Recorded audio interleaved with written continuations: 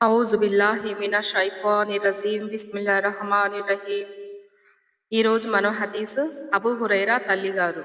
హజరత్ అబూ హురైరా రజియల్లాహు తాలా ఉల్లేఖనం ప్రకారం, నా తల్లి బహుదైవ ఆరాధకురాలు. నేను ఆమెకు ఇస్లాం సందేశాన్ని అందించేవాణ్ణి. ఒకరోజు నేను ఆమె ముందు ఇస్లాం సందేశం వివరంగా పెట్టాను. అందుకు ఆమె దైవ ప్రవక్త సల్లల్లాహు అలైహి వసల్లం గురించి నేను వినలేని మాటలు పలికింది. నేను దుఃఖిస్తూ ప్రవక్త సన్నిధిలోకి హాజరయ్యాను. దైవ ప్రవక్త సల్లల్లాహు అలైహి వసల్లంను నేను నా తల్లికి ఇస్లాం వైపునకు ఆహ్వానిస్తూ ఉంటే ఆమె తిరస్కరిస్తూ ఉంది.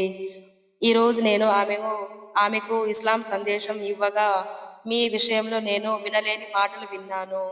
అబూ హురైరా తల్లి స్వర్గ స్వర్గ సమృద్ధిని ప్రసాదించవలసిందిగా మీరు అల్లాను దువా చేయండి అని విన్నవించుకున్నాను.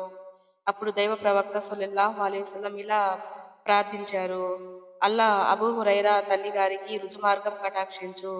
దైవ ప్రవక్త సల్లల్లాహు అలైహి వసల్లం దువా చేసినందుకు సంతోషంగా నేను బయలుదేరాను. ఇంటికి వెళ్లి చూడగా తలుపులు మూసి ఉన్నాయి. నా తల్లి నా అడుగుల చప్పుడు విని అబూ హురైరా ఆగు అని గట్టిగా పలికింది. నేను నీళ్ల శబ్దం విన్నాను. ఆమె స్నానం చేస్తూ దుస్తులు ధరించింది. తొందరలో దుపట కనిపించలేదేమో. తలుపు తెరిచి పెద్దగా అరిసింది: ఓ అబూ హురైరా! అష్హదు అన్ లా ఇలాహా ఇల్లిల్లాహు వ అష్హదు అన్న ముహమ్మదన్ అబ్దుహు వ రసూలుహు. అల్లా తప్ప వేరే ఆరాధ్య దేవుడు లేడు. నేను సాక్ష్యమిస్తున్నాను. ఇంకా ముహమ్మద్ ఆయన దాసుడు, ప్రవక్త అని కూడా నేను సాక్ష్యమిస్తున్నాను. అది విని నేను ఆనంద బాష్పాలు జలజల రాలాయి. వెంటనే నేను తిరిగి దైవ ప్రవక్త సల్లల్లాహు అలైహి వసల్లం వద్దకు వెళ్ళాను. దైవ ప్రవక్త సల్లల్లాహు అలైహి వసల్లం, అల్లా మీ దువాను స్వీకరించాడు, ఆనందించండి. అబూ హురైరా తల్లికి రుజుమార్గం చూపించాడు, అల్లాహు అక్బర్ అని సంతోషంతో చెప్పాను. అది విని ఆయన సల్లల్లాహు అలైహి వసల్లం అల్లాహ్ సుబ్హానహు వ తఆలాకి కృతజ్ఞతలు అర్పించారు. ఆయన కీర్తిని కొనియాడారు. ముస్లిం కితాబ్ ఫజాయిల్ సహాబా.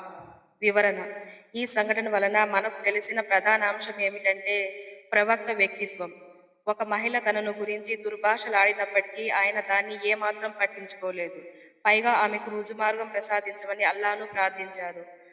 ఆయన స్వభావంలోని మహత్తు కారణంగానే ప్రజలు ఆయనకు సమ్మోహితులయ్యారు. ఈనాడు కూడా ఈ సంఘటనలన్నీ చదివి సత్యాన్ని పలికే న్యాయప్రియులు ఆయనకు జోహార్లు అర్పిస్తారు. ఆయన వ్యక్తిత్వానికి ఆదరంతో సలాం చెబుతారు. దుర్భాషలు విని కూడా ఆయన దువా చేశారు. ఆయనకు సలాం. అల్లాహు అక్బర్.